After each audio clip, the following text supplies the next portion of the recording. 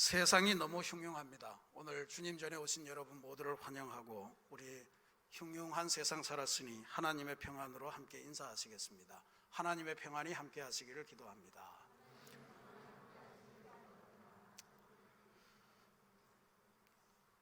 자, 오늘 우리가 봉독한 하나님의 말씀은 사도 바울이 에베소에 있는 교인들을 향해서 드리는 권면의 말씀입니다.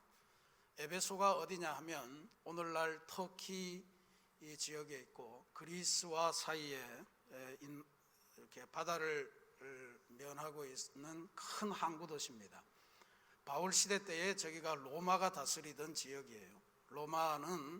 로마도 중요했지만 각 식민지마다 수도를 정해 주었는데 아시아 쪽의 수도가 에베소였습니다. 그러니까 굉장히 큰 도시였고 큰 항구 도시였기 때문에 아주 교통도 발달했고 물질 문명도 풍부했고 그래서 아주 다양한 일이 있었는데 이 에베소를 상징짓는 가장 큰 특징은 여기에 사도행전에 따르면 아데미 신전이 있었다. 이제 이렇게 기록되어 있습니다. 아데미가 누구냐 하면 우리가 그리스 신화 읽다가 보면 나오는 아르테미스 여신이라고 하는 존재입니다. 이 아데미 여신을 섬기는 큰 신전이 있었고 그 앞에서 아데미 여신상을 조각해다가 파는 신상 제조업이 아주 발달했다 그랬습니다. 사도행전에 보면 사도 바울이 이 에베소 지역에서 3년 동안 머물면서 두란노 서원을 만들고 뭐 그렇게 이제 사역했던 거 나타나는데 아데미 신전이 지배하는 그 상황을 보면서 바울이 했던 유명한 이야기가 인간의 손으로 만든 것이 절대 신일 수가 없습니다 하는 복음을 전했습니다. 보이지 않는 하나님을 믿어야 됩니다. 바울이 사람의 손으로 만든 신상을 믿지 말아라 하는 이 복음 전파가 먹혀들었어요. 그러니까 아데미 여신상을 판매하는 그 판매 실적이 훅 떨어졌어요. 그러니까 아데미 신상을 만들어서 팔던 데메드리오라고 하는 아주 유명한 신상 판매업자가 있었는데 이 사람이 에베소 사람들을 다 선동을 해서 사도 바울 때문에 우리 에베소 경제가 다 망하게 생겼다. 그래서 바울 일행을 구속시키는 그러한 역사도 일어나기도 했습니다. 그러니까 에베소 교회는 이런 상황에서 설립된 교회예요. 아주 이방신의 영향이 굉장히 크고 그릇된 가르침의 영향력 안에 있던 그러한 상황에서 세워진 교회였습니다. 그러니까 박해도 심했고 그리고 올바른 진리를 분별하기 위한 싸움도 대단히 심했습니다. 그런데 다 기억하시겠지만 요한계시록 2장에 보면 소아시아 7교회 말세의 7교회 이야기가 나오는데 그 중에 에베소 교회가 칭찬도 듣지만 처음 사랑을 잃어버렸다라고 하는 것으로 책망받는 것으로 나옵니다. 이거는 우리가 교회를 세우고 하나님의 진리를 올바로 선포하고 복음에 합당한 교회로 일관성 있게 간다는 게 얼마나 어려운가 하는 것을 에베소 교회를 통해서 알 수가 있습니다. 열렬하게 그 지역의 이방신들과의 처절한 싸움을 전개하면서 그렇게 세워놓은 교회인데 어느 순간에 첫사랑을 잃어버리고 다시 비복음적인 교회로 나갔던 역사가 에베소 교회에 있는 것입니다. 근데 지금 바울이 이 복음을 쓰고 있는 것은 그 시절까지는 가지 않고 다만 로마 감옥에 앉아서 에베소 교인들이 경험하고 있는 박해, 또 잘못된 가르침과의 싸움, 그리고 교회를 도대체 어떻게 유지해야 되는가, 그리스도인들은 어떻게 세상을 살아야 되는가 하는 것에 대한 권면의 말씀을 전해주는 그러한 말씀이 바로 에베소서가 되겠습니다. 바울은 먼저 이 에베소서를 통해서 우리 그리스도인이 이 세상을 살아가는 게 도대체 뭐냐라고 하는 것에 대한 정의를 내는데 이 정의가 대단히 소중합니다. 바울은 단적으로 그리스도인들이 이 세상을 살아가는 것은 영적으로 전쟁을 하는 것이다 하는 말로 표현을 합니다. 그래서 영적으로 전쟁하는 전쟁이 우리의 그리스도인의 인생인데 도대체 누구를 상대로 싸우는 거냐 하는 것을 분명히 해야 된다는 것을 알려줍니다. 오늘 말씀 12절 말씀에 보면 바울의 유명한 신앙 고백이 나옵니다. 우리의 씨름은 혈과 육을 상대하는 것이 아니요 통치자들과 권세들과 이 어둠의 세상 주관자들과 하늘에 있는 악의 영들을 상대함이라. 어렵죠? 어린아이들을 위해서 번역된 쉬운 성경이라는 성경이 있습니다. 그 성경에 보면 이렇게 번역되어 있습니다. 우리의 싸움은 이 땅의 사람들에 대항하여 싸우는 것이 아니라 이 세상의 어두운 세력들과 공중의 권세 잡은 악한 영들에 대항하여 싸우는 것입니다. 이렇게 되어 있습니다. 나를 탄압하고 나를 박해하고 나를 미워하는 사람이 있을 때 그 사람에게 복수하고 그 사람에게 내가 받은 상처를 되돌려주고 이런 게 우리의 신앙인들의 싸움이 아니라는 이야기예요. 그 사람 배후에 있으면서 강력하게 행사하는 영적인 세력이 문제다. 그리고 그 영적인 세력은 나를 공격하는 듯 하지만 사실은 내가 믿고 있는 하나님을 공격하는 것이니까 하나님을 지키고 나를 지키기 위해서는 영적인 전쟁을 수행하지 않을 수 없다. 이런 이야기를 하는 겁니다. 우리가 흔히 세상에서 하는 말로 죄는 미워하되 죄인은 미워하지 말아라 하는 말을 주로 하는데 영적 싸움을 표현하는 또 하나의 방식이다 이렇게 볼 수가 있습니다. 싸움 자체가 인간에 대한 싸움이 아니고 혈과 육에 대한 싸움이 아니고 그 사람 배후에서 그 사람을 조정하는 대적 하나님에 대한 싸움이다 라고 하는 것이기 때문에 영적 전쟁을 위해서는 우리가 그냥 세상 사는 정도의 처세술 갖고는 안 된다는 이야기. 보다 치밀하게 하나님의 말씀에 기초해서 또 하나님의 능력에 도움을 받아서 꾸준하게 싸움을 해나가야만 승리할 수 있다 하는 것이 사도 바울의 권면의 핵심입니다.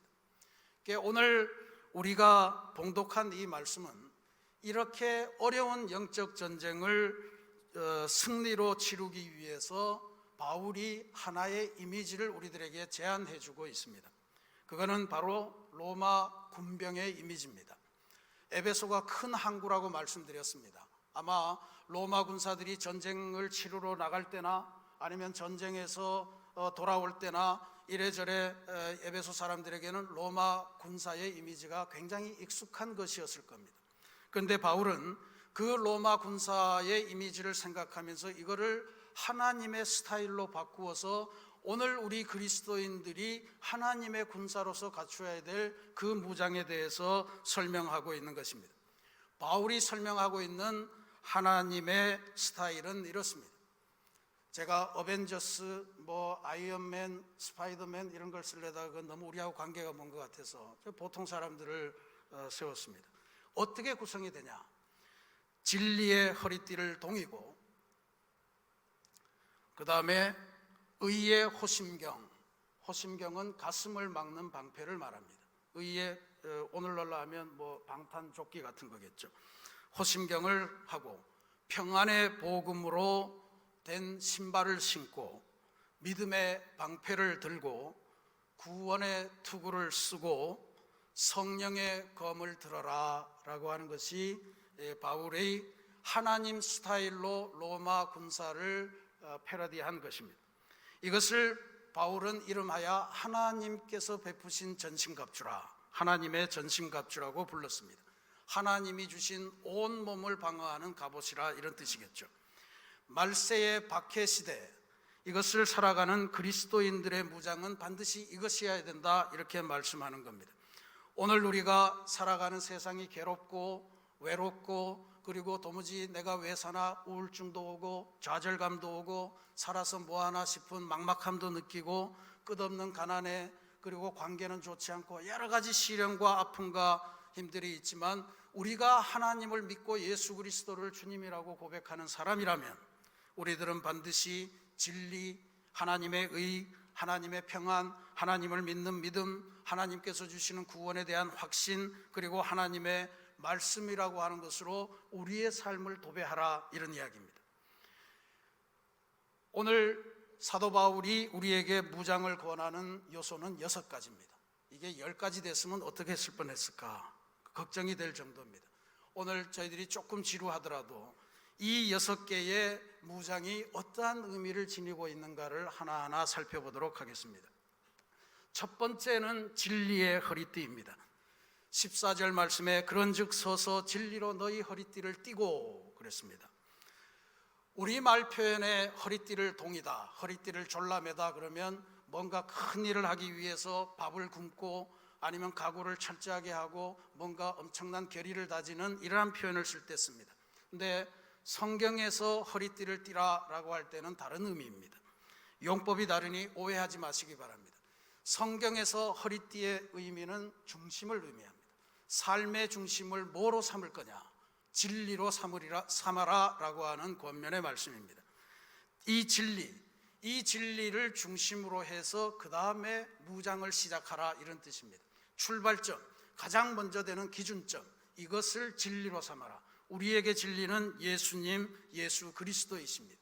그래서 사도 바울은 에베소서 앞에 나와 있는 부분을 통해서 예수님 안에서, 진리 안에서 주님의 가르침을 받는 사람은 세상의 유혹의 욕심에 흔들리지 않고 썩어져가는 구습을 따르는 옛사람을 벗어버리고 하나님께서 새롭게 하시는 그 역사를 따라서 새로운 사람으로 변화됩니다. 이렇게 선언합니다.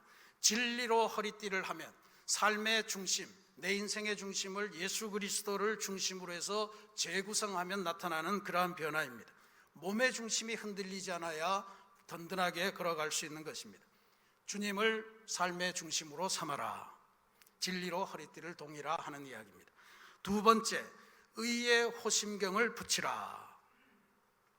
호심경이라고 하는 것은 가슴을 보호하는 방패막이를 말합니다. 하나님의 의라고 하는 갑옷으로 너희 가슴을 보호하라 라고 하는 이야기예요. 현대인들은 생명의 핵심을 논의할 때 아직도 싸우는 것 같습니다. 어느 게 죽어야 진짜 죽는 건가? 뇌가 죽어야 죽나? 심장이 멈춰야 죽나? 뇌사가 죽음인가? 심정지가 죽음인가? 뭐 이런 거하고 계속 싸우죠. 근데 고대 사람들에게는 이런 논란이 없었습니다. 고대 사람들은 머리는 생명하고는 상관없다고 생각을 했어요. 생명을 주관하는 것은 심장이라고 생각했습니다. 근데 이 심장이라고 하는 것도 해부학이 발달하지 않았기 때문에 여기서 무슨 피를 펌프질해서 이걸 온몸으로 보내 이런 생각을 한 게 아니었습니다. 이 심장이 생각을 한다고 믿었고 이 심장 안에 지혜가 있다고 믿었고 이 심장을 통해서 지금 오늘날 우리가 머리가 한다고 생각하는 모든 것이 이 안에서 일어난다고 믿었어요. 이걸 막는 게 두 번째로 중요한 것이었어요. 심장이 생각을 하는 것이기 때문에 결국 뭡니까? 우리 인생의 가치관이라고 하는 것이 심장으로부터 비롯된다 이렇게 믿었다는 거예요. 욥기에 보면 하나님께서 욥의 그 고난당하는 모습을 쭉 보신 다음에 38장 이하부터 폭풍 속에서 나타나셔서 욥에게 아주 불같은 질문을 쏟아내실 때 욥기 38장을 보면 이런 표현이 나옵니다. 네 가슴 속에 있는 지혜는 누가 준 것이냐? 네 마음 속에 있는 총명은 누가 준 것이냐? 가슴, 마음 이 안에 지혜와 총명이 있다고 하는 것을 보여주는 상징적인 예입니다. 하나님의 의로 우리의 가치관을 보호하는 것, 하나님께서 성령을 통해서 우리의 마음과 생각을 지켜주신다고 했는데 그것을 끝까지 유지하는 것은 끊임없이 하나님의 정의, 하나님의 공의를 바라보면서 우리의 인생을 끌어가는 길밖에 없다는 거예요. 의의 호심경을 붙인 사람은 주님께서 우리의 가치관을 지켜주시기 때문에 마귀의 어떤 유혹에도 흔들리지 않는다. 바울은 고백하기를 사람이 무엇으로 믿느냐 하면 사람이 마음으로 믿어서 입으로 시인하게 되어서 구원에 이른다고 이렇게 고백을 했습니다. 여러분의 마음, 여러분의 가치관을 하나님의 의로 잘 지켜내시는 그런 역사가 있기를 빕니다. 세 번째로는 평안의 복음으로 만들어진 신발을 신어라 라고 하는 권면입니다. 신발을 신는데 평안을 내용으로 하는 하나님의 복음이 우리의 신발이다. 신발이라고 하는 것은 우리를 일정한 목적지로 이루기 위해서 그것을 잘 이루기 위해서 신는 것 아니겠습니까? 산에 오를 때는 등산화를 신고 운동을 갈 때는 운동화를 신고 또 예배당이나 올 때는 구두를 신고 이렇게 오는 법이죠. 그러니까 우리가 가는 길을 편하고 목적에 맞게 만들어가는 것이 바로 신발입니다. 그런데 바울은 하나님의 전신갑주에서 신발의 역할을 하는 것이 바로 우리 이 주님이 주신 복음이다, 이렇게 이야기를 하는 거예요. 이 뭔 이야기입니까? 신발에 얹혀서 우리가 가잖아요. 신발에 얹혀서 우리가 여기도 가고 저기도 가고 가는데 우리의 인생은 복음에 실려서 가야 된다는 이야기예요. 복음이라는 신발을 신고 복음에 지정하는 대로 우리의 인생이 가야 된다는 이야기예요. 복음이 기뻐하는 곳을 가야 된다, 이런 이야기. 근데 여기에 문제가 있습니다. 1960년대에 세계 마라톤을 제패한 유명한 사람이 있습니다. 아주 가난한 나라 이디오피아의 사람이었는데 아베베 비킬라라고 하는 사람입니다. 이 사람이 1960년대 두 차례 열린 올림픽에서 마라톤을 다 제패했습니다. 2연패를 했습니다. 금메달을 거머쥔 그에게 기자가 질문했습니다. 42.195km 그건 긴 거리를 뛰는 동안에 당신을 가장 힘들게 했던 것이 무엇이었습니까? 사람들은 다양하게 상상을 했습니다. 더운 날씨, 타는 목마름, 익숙하지 않은 코스의 어려움, 혹은 긴 시간을 혼자 달려야 되는 외로움. 그런데 아베베 비킬라의 대답은 그게 아니었습니다. 어느 순간에 제 신발 속으로 스며들어온 작은 모래 알갱이 하나 때문에 괴로웠습니다. 여러분, 복음에 실려서 돌아다니는 인생인데 이 복음을 제대로 공부하지 않고 이 복음 속에 불순물이 끼어들면 그게 우리 인생을 괴롭히는 거예요. 그것 때문에 우리 가정이 깨질 수가 있고 그것 때문에 우리의 믿음이 흩어질 수가 있는 거예요. 그래서 주님의 복음을 잘 공부하셔야 됩니다. 열심히 공부하셔야 됩니다.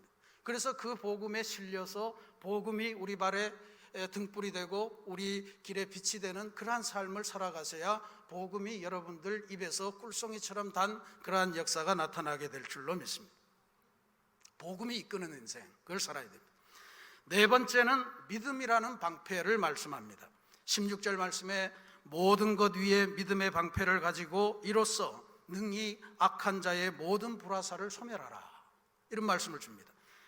호심경이라고 하는 것이 가슴만을 막는다면 방패라고 하는 것은 온몸을 방어하도록 이 손으로 잡고 막는 무기입니다. 바울 시대에는 근거리에 있는 적은 칼로, 창으로, 그리고 먼 거리에 있는 적은 화살로 공격하는 유일한 무기였습니다. 근데 우리나라 고대에도 마찬가지였지만 이 바울 시대에도 먼 거리에 있는 적을 쏠 때 화살촉 끝에다가 송진을 묻히고 거기에 불을 붙여서 활을 쏘았다고 합니다.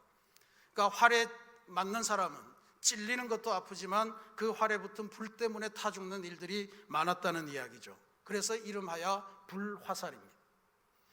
오늘 바울은 마귀가 우리들을 공격할 때 불화살을 쏜다, 이렇게 말씀을 하고 있는 거예요. 수많은 불화살로 우리들의 인생을 괴롭힙니다. 예를 들어 볼까요? 의심의 불화살이 우리 안에 박히면 세상 만사가 다 의심스러워 보입니다. 다 의심스러워 보이고 저놈이 저게 진짜로 제대로 된 뜻일까? 뒷면에는 무슨 다른 뜻이 있지 않을까? 한 인생을 온갖 뒤집어 보면서 그렇게 아주 파괴시키려고 합니다. 절망의 불화살을 맞으면 내 인생 살아서 무엇하나, 누가 나를 좋아하겠는가 이러면서 끊임없는 우울증으로 빠져들어가는 것이 절망의 불화살입니다. 교만의 불화살도 있을 거예요. 세상에서 내 이야기, 나를 중심으로 해서 세상이 돌아가고 나를 중심으로 해서 이 교회가 돌아가고 이래야 되지, 그렇지 않으면 나는 재미없어, 다른 교회로 갈래, 뭐 이런 이야기 나오는 거 교만의 불화살입니다. 이기심의 불화살도 있을 거예요. 어떤 일이든 내게 유익이 되지 않으면 하기가 싫어지는 거예요. 그 외에도 수많은 불화살이 있을 겁니다. 마귀의 불화살을 이길 수 있는 유일한 무기로 사도 바울이 제시하는 것은 바로 믿음의 방패였습니다. 주님 예수 그리스도를 나의 구주로 믿는 그 믿음, 그것만이 마귀의 불화살을 이겨내고 우리의 삶을 승리로 이끌 수 있다는 겁니다. 주님께서 나를 사랑하셔서 오늘 우리 찬양대가 찬양한 것처럼 십자가에서 못 박혀 돌아가신 그 역사를 나를 위해서 베푸셨다라고 하는 그것을 내가 믿는 믿음이 확실할 때만 마귀가 주는 불화살에 그 아픔을 이겨내고 그 실패를 이겨낼 수 있다는 것입니다. 우리가 이따가 찬송하겠지만 주 예수 날 사랑하시오니 마귀가 놀라서 물러가네. 내가 무서워서가 아닙니다. 예수님이 나를 사랑하기 때문에 마귀가 엄습하지 못하겠다 생각해서 도망가는 겁니다. 이 역사가 있기를 바랍니다. 다섯 번째는 구원의 투구입니다. 말씀드렸습니다. 옛날 사람들은 오늘 우리가 생각하는 것만큼 머리를 중요하게 생각하지 않았어요. 다만 머리가 중요한 것은 여기에 눈이 있기 때문에 이게 가는 길을 정확하게 볼 수 있고 방향을 잡을 수 있다, 그렇게 해서 중요하게 생각을 했습니다. 머리는 눈을 포함하고 있어서 삶이 어디로 가고 있는가, 딴 곳으로 눈을 돌리지 않고 원하는 방향으로 올곧게 가고 있는가 하는 것을 지켜주는 겁니다. 이걸 지키기 위해서 바울이 권면한 것은 구원의 투구를 써라 라고 하는 이야기입니다. 구원의 갑옷 모자를 쓰라, 이런 이야기죠. 그리스도인의 삶의 목표는 오직 하나, 구원입니다.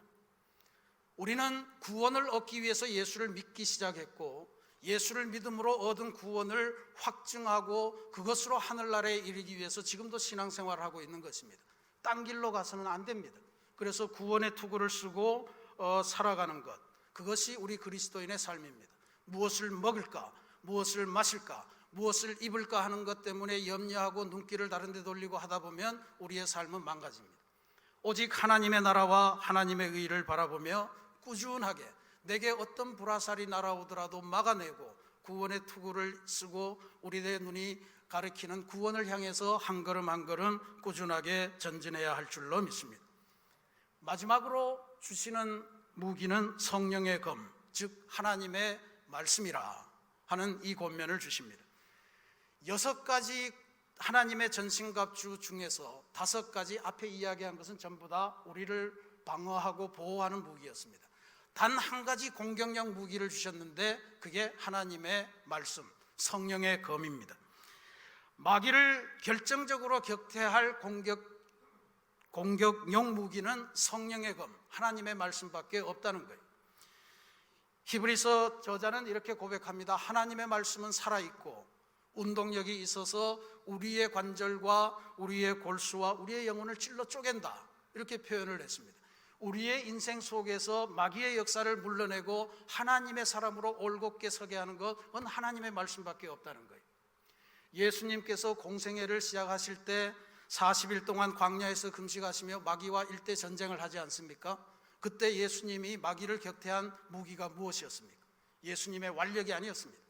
예수님의 그 폭력이 아니었습니다.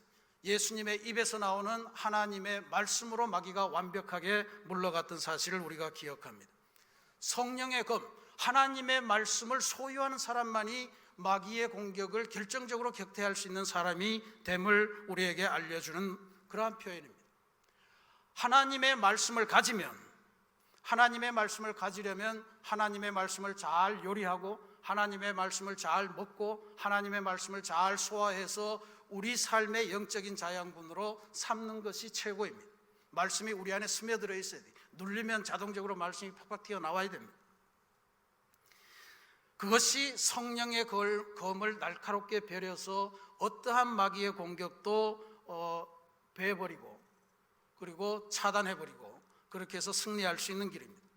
무뎌진 칼 가지고는 아무것도 별 수가 없습니다. 하나님의 말씀을 공부하는 일에, 하나님의 말씀을 즐거워하여서 주야로 묵상하는 이 일에 여러분의 인생을 다 쓰시기를 부탁드립니다. 바울도 지금 감옥 속에서 만약에 너희들이 나를 위해서 기도할 게 있다면 다른 거 구하지 마라. 내 입에 하나님의 말씀이 살아있어서 그것을 전파하는 사람이 되게 해달라, 이것만을 기도하라고 그랬습니다. 우리가 이 6가지 무장을 다 이룰 수는 없고 단 한 가지만 선택하라면 바울은 성령의 검, 하나님의 말씀을 택한 것이었습니다. 진리와 하나님의 의, 또 평안, 또 하나님께서 주신 믿음, 구원의 기쁨, 하나님의 말씀으로 된 이 하나님의 전신갑주를 입고 세상을 살아간다는 것은, 다시 말씀드리면 우리 그리스도인은 이 세상을 살아가는 방식, 이 세상을 살아가는 가치관이 일반 사람들과는 전혀 다르다는 것을 의미합니다. 세상 사람들은 좀 더 네가 빨리 가기 위해서는 뒷사람을 밟아도 괜찮아, 경쟁에 이기기 위해서는 희생은 어쩔 수가 없어, 이렇게 이야기하지만 우리는 그렇게 이야기하지 않습니다. 모두가 하나님의 구원에 도달해야 됩니다. 우리는 이웃을 사랑해야 됩니다. 고아와 가부와 나그네 된 사람들을 사랑해야 됩니다. 약자를 먼저 사랑하시는 것이 하나님의 사랑입니다. 이렇게 배웁니다. 나라가 힘이 강하다고 해서 약소국을 짓밟고 우리나라가 힘이 있기 때문에 방사능 폐수도 온 세계 백성이 함께 쓰는 태평양 바다에 부어도 우리는 아무 잘못이 없어, 이렇게 주장하는 것이 하나님의 백성이 아니라는 이야기.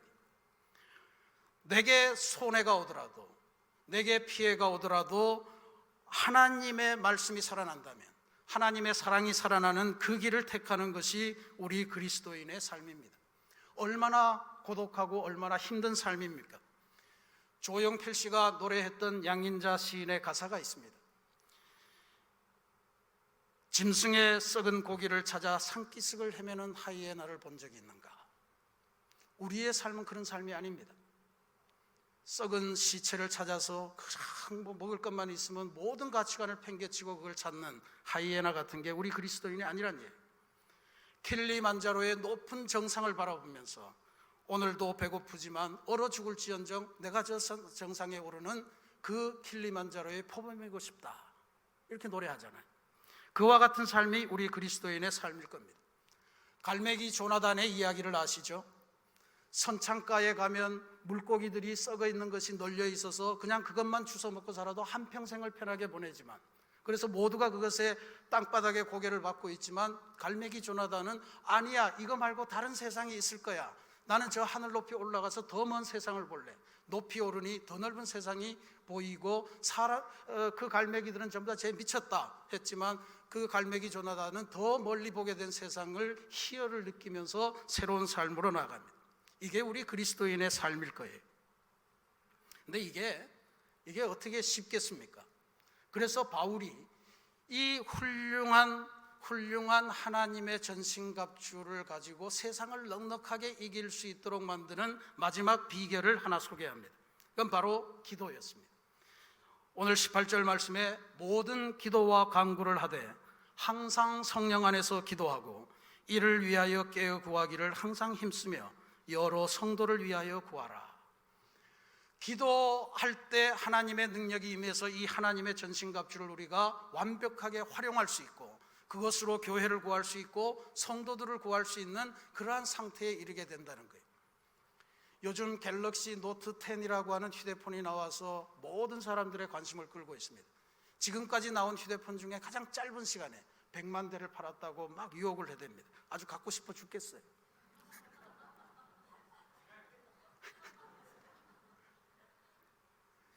기가 막힌 기능이 많대요. 하여튼 기가 막힌 기능이 많은데, 여러분, 아무리 훌륭한 기능을 탑재했다고 하더라도 휴대폰의 가장 핵심적인 부품은 배터리입니다.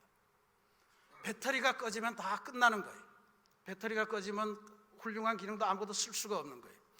만약에 하나님의 전신갑주라고 하는 것이 우리에게 주어진 성능 좋은 휴대폰이라면 이 휴대폰을 자유자재로 쓰고 편안하게 쓰고 이렇게 구동할 수 있도록 만드는 배터리는 우리들의 기도인 줄로 믿으시기를 바랍니다. 기도하셔야, 하나님과 소통이 되어야, 하나님과 연결되어야 하나님의 전신갑주가 우리에게서 자유자재로 활용되게 될 줄로 믿습니다. 만약에 이게 되지 않으면 정작 사용해야 될 위기의 순간에, 절망의 순간에 하나님의 전신갑주가 그림의 떡처럼 보이는 그런 경우도 있다는 것을 기억하셔야 됩니다. 사랑하는 우리 새신교회 성도 여러분, 오늘은 기독교 교육 진흥주일입니다.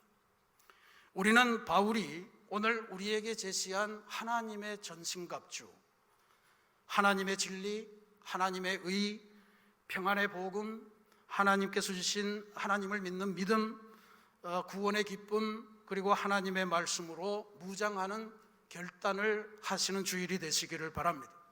그리고 또 하나 명심하셔야 될 것, 우리들의 자녀들에게 아무리 어리고 아무리 나이가 들었더라도 이 자녀들에게도 하나님의 전신갑주로 무장하는 인생이 되도록 가르치시고 양육하시는 결단을 하시기를 바랍니다. 그래서 다시 한번 하나님의 전신갑주를 입고 우리의 인생도 승리하고 우리의 가정도 승리하고 우리의 교회도 승리하고 우리 이 나라도 하나님의 말씀으로 다시 한번 꼽히는 그러한 역사를 꿈꿔보십시다. 다음 주일부터 우리 교회에서 양천 지방의 연합 부흥성회가 열립니다. 제가 올해부터 양천지방 선교부 총무를 맡고 있어서 이 집회를 준비했는데 지난 3월 달부터 준비를 했어요.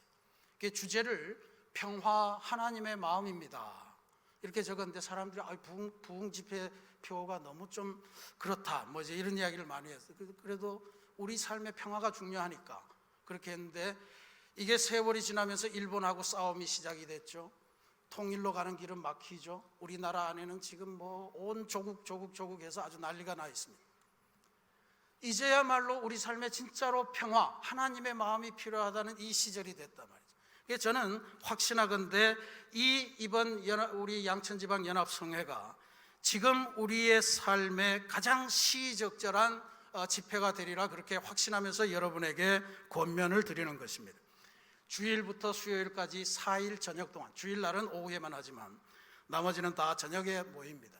여러분들이 꼭 참석하셔서 지금 이 순간 나와 내 가정, 내 자녀, 내 사업 그리고 우리 교회에 주시는 하나님의 전신갑주를 취하고 그것으로 무장하는 그러한 은혜의 시간으로 삼으시기를 부탁드리겠습니다.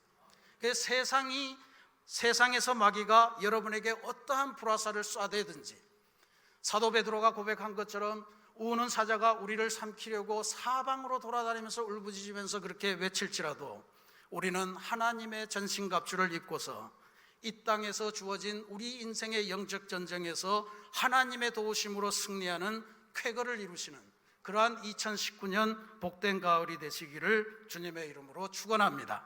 같이 기도하겠습니다.